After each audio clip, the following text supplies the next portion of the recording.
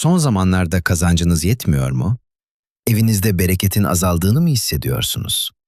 Bu dua, rızık ve bolluk için okunan en etkili bereket dualarından biridir.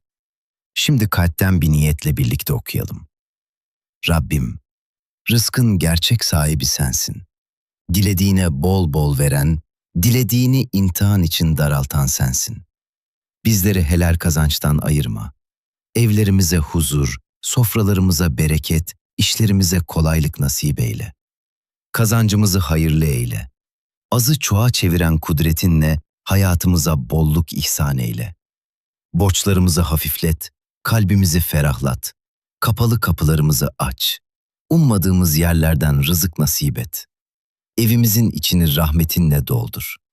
Kazancımızı israftan koru. Bereketini daim eyle. Bizleri sana daha çok şükreden kullarından eyle. Amin.